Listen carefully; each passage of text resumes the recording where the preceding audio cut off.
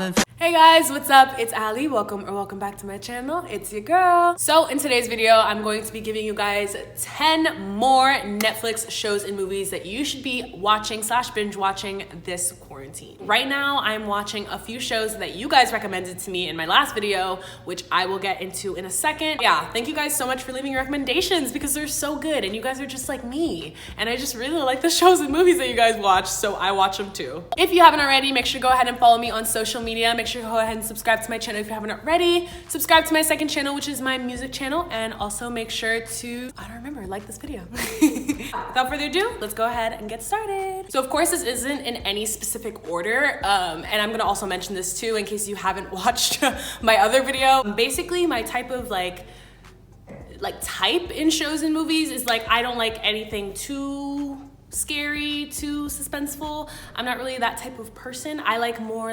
chill, kind of real life, day-to-day situations, love, you know? So that's kind of what I like to watch. And I also like to watch people around my age. If people are too old or people are too young, I get really bored. So there's that. I also stopped watching, literally not even watching, binge watching Stranger Things 3 to film this. So you're welcome.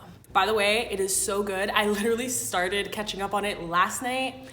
I don't even want to tell you guys what time I went to bed watching because it's so good. I couldn't stop. I was like, oh my gosh. So I'm gonna start off with the shows that you guys recommended me to watch, and I actually took it up and watched them. So before I start Vampire Diaries, I got so many requests to watch that, and I went back on my Netflix account on my list page or whatever, and I realized that I got to the 21st episode of the first season. The only thing with Vampire Diaries is just it's kind of like Pretty Little Liars in the sense that it's very confusing to me. I mean, the boys, what are their last names? I don't know what their last names are, but the boys, the vampire boys, they're super cute, but I'm confused and it's a little scary. So yeah, but maybe if I start from the beginning again and actually pay attention, maybe I will actually get into it. But yeah, for right now, not my vibe. But onto the actual shows that I'm watching right now. First is All American, and I posted on my story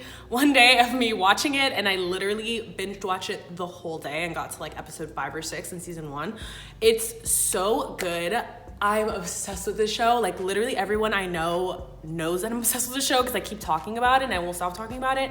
I love it. It's so good. Basically, it's about this guy that plays football in California, and yeah, he's a high school student. He's trying to get in the NFL. So if you have not started it and you're thinking of starting it, start it right now. And also, everybody in that show is really cute too, so there's a plus, you know? Second show, which I've only in that first episode, but it is so intriguing. It's another show that you guys recommended, Avi. It's Elite. And it kind of gave me 13 Reasons Why vibes, and yeah. If you watched my first video, that I've ever done on this Netflix binge watching show thing, that I recommend, I talk about 13 Reasons Why, and then I made a whole video on why I stopped watching it.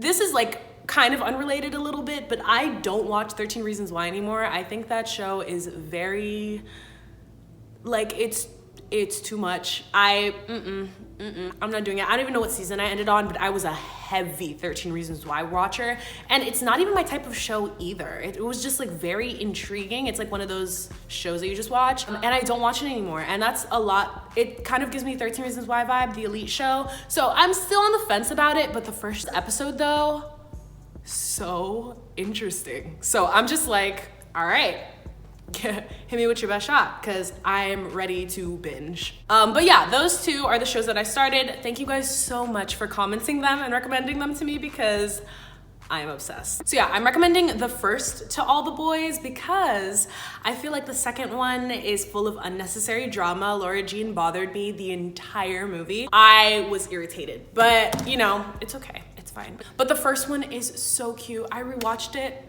and I was like, oh my God. And then I literally cry. Every time I see that movie, I cry. I don't know why. It's not even all that sad, and I kind of have it memorized now. So when I watch it, I know exactly what's gonna happen, exactly breath, words, everything, but I still cry. So it's I don't get it. But yeah, To All the Boys I Loved Before is a super cute movie. I love it. Now this next one, this is calling all painters, okay? All you quarantine painters, all of you guys that wanna be Bob Ross or Picasso now that you're stuck in the house and you're just painting like crazy, watch Bob Ross. He has like he has two shows on Netflix. And I don't know if you guys know, everybody in this house knows that I love watching Bob Ross movies. All of his episodes because they calm me down so much. And it's just very relaxing. And I'm not a painter, I'm a colorer. I have like 2 or 3 coloring books, and I just get like the Crayola really thin colored pencils, and I literally just color. So that's me. I love to color, and I just do it along to his thing. And even though I'm not painting what he does and he's instructing, it's just very relaxing for me. I love to do that, especially in the evenings when I'm just kind of like trying to wind down. And he's just such a positive energy of a person, and yeah, I just really love him. He's a quality man. So I love watching his shows, his little painting show episode things, and all of his little catchphrases, like beat the devil out of it. Like, he's the cutest person ever. So I love Bob Ross. The 6th show or movie that you should watch during this quarantine is The Holiday Calendar. And I know, this is a Christmas movie, but I thought it was the cutest movie ever. I really like the story between them, and yeah, I really like that movie. Oh, I think I'm gonna watch that again tonight because that just gave me the best vibes ever. So the 7th movie that I'm recommending is Incredibles 2. And I'm not sure if the first one's on Netflix, but I've literally seen the first one so many times. That is another movie that I've memorized. And the second one's amazing. And the detail is exquisite. It's beautiful. Wow. I really like that movie, and I like how they didn't like ruin the first one. Like, you know how sometimes when movies come up with sequels, it's just like, man, you should have just kept it, like, you should have just kept it where it was. It was good where it was, you know what I mean? But yeah, it's definitely not ruining the first one. It's bringing light and just recognition almost to the first one, and I just love that. I love Incredibles 2. It's such a good movie. Number 8 is The Princess and the Frog, and I really hope they do a real life version of this movie. Princess Tiana is so iconic, and I'm really vibing with her. She's just a very chill vibe, you know? Like, she talks like that, and it's just a really good movie. I love it so much, and I love Disney princesses. I mean, you know, I'm a sucker for it. That's my soft spot, really. I can go on and on about Disney princess movies because Disney princesses are everything, but I won't. I'm gonna just leave you at watch Princess and the Frog because that's one of the best ones. And Tangled. Oh, that was such a good movie too. Tangled was so amazing. 9th movie. Number 9 is Radio Rebel. And do you guys remember this movie? Oh my gosh, this movie is so good. I literally had it in my list, and I was just like scrolling like deep into my list to come up with like all of these. And I saw this movie, and I'm just like, how did I forget about this movie? Because it was pushed so back to the backs of my mind that I was just like, I literally didn't remember it existed. But I was like, oh my gosh, this movie is so iconic. Oh my gosh, I miss old Disney so much, guys. You guys don't even understand, but Radio Rebel is one of those movies. It's up there with Starstruck, and you guys know exactly how I feel about Starstruck. Starstruck is one of the best Disney Channel movies, literally, of that time. Anyway, it's just fun. Like, it's just a fun movie, and it's very lighthearted. Oh my gosh! So number 10 is My Babysitters Vampire. Oh my gosh. What? And for some reason, it's so clearly in my mind. Like, I remember it flawlessly, especially the first episode. Like, I don't know what it was about that show that it's so ingrained in my mind. I don't even know what to say about it. Like, it's just super unique. Like, not like a typical, like, Disney Channel show. Like, it's just like, it's really cool. And the cast is amazing. Both of the guys are so funny. And like, it's just perfectly casted. It's like victorious. It's like, you can't imagine it with anybody else. I love it.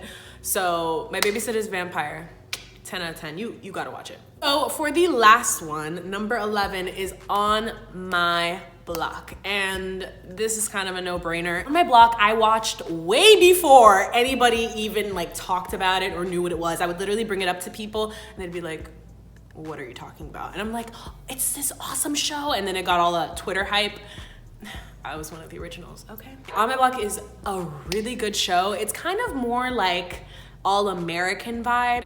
completely different plots, but very similar areas. So that's pretty much it for this video, guys. I hope you enjoyed. Make sure to give it a big thumbs up if you haven't already. And yeah, that's pretty much it. Thank you guys so much for watching. I love you guys so much. And I'll see you guys all in my next video. Bye!